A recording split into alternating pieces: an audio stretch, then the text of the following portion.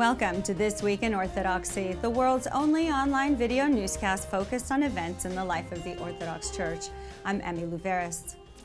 In global news from around the world, our top story this week comes from Tirana, Albania, marking a major milestone in the rebirth of the Orthodox Church, which survived totalitarian persecution from 1967 to 1990.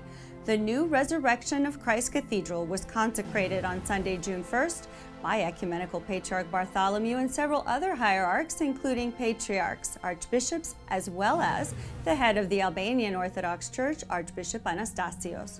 Over an oppressive 23 years, the atheist regime destroyed a great number of churches and monasteries, or turned them into storehouses, military barracks, or places of entertainment.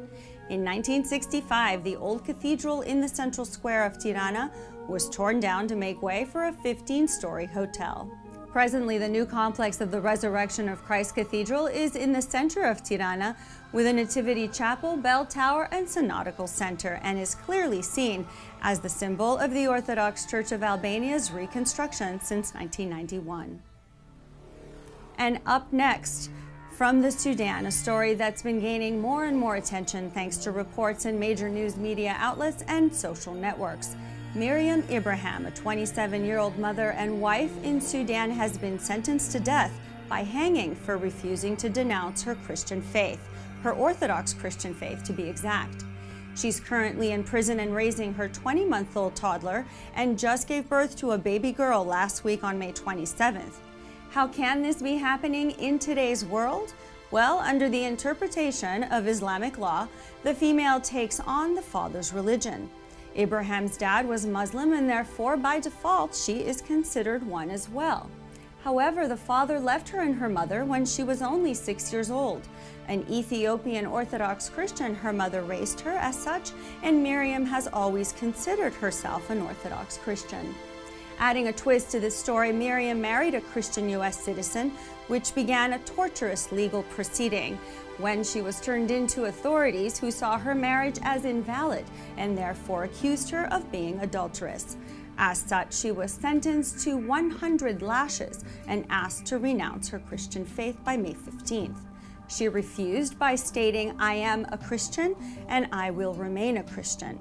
At the time, 8 months pregnant, in prison with her wheel-bound husband forbidden to see her, the Sudanese court handed out its decision that she would die for apostasy against Islam, after giving birth to her baby and allowing her to breastfeed for 2 years. The international outrage and increased pressure surrounding this unbelievable series of events, and with the involvement of Amnesty International, the Sudanese government has considered overturning the decision by taking it through the appeals process, which is currently going on. We will keep you informed in the following weeks of any updates.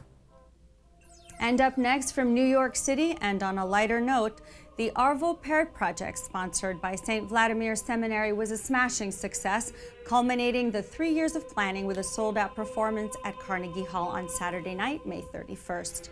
With a sustained standing ovation, a capacity crowd lauded the music of Estonian Orthodox Christian composer after a stunning performance of 5 well-known compositions.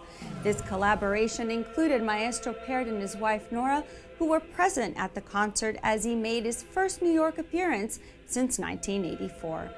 Also traveling from Estonia were the Tallinn Chamber Orchestra, the Estonian Philharmonic, and conductor Tanju Kaljust. Known as the most performed classical and choral composer in the world today, he is the winner of numerous awards, including a Grammy nomination for Adam's Lament in the Best Contemporary Composition category that won the 2014 Grammy for Best Choral Performance. His trademark style has a broad appeal, as evidenced by Saturday night's audience, which included not only high-ranking clergy from the Orthodox Christian Church, of which Arvo Pärt is a member, but also Icelandic singer-songwriter Björk, vocalist Anthony Haggerty, and actor Keanu Reeves, as well as hundreds of admirers from across the U.S. who came to fill Carnegie Hall to capacity, including myself. Earlier in the day, Arvo Pärt received an honorary doctorate in sacred music from St. Vladimir Seminary in recognition of his musical contributions to the faith. The overall objective of his collaboration was well explained by Father John Baer as he prepared to introduce Dr. Peter Butenev, co-director of the project. And coming up, His Eminence Metropolitan Kallistos Ware, author of The Orthodox Way and an internationally recognized authority on Orthodox theology, will be in Philadelphia at the end of this month. In addition to leading worship at a local Orthodox church, His Eminence will deliver a public lecture at Villanova University on the state of Orthodox Catholic relations. You can find out more on myocn.net. And that's it for This Week in Orthodoxy. For everyone here at the OCN studios, I'm Emmy Louveris. Let's go forth in peace.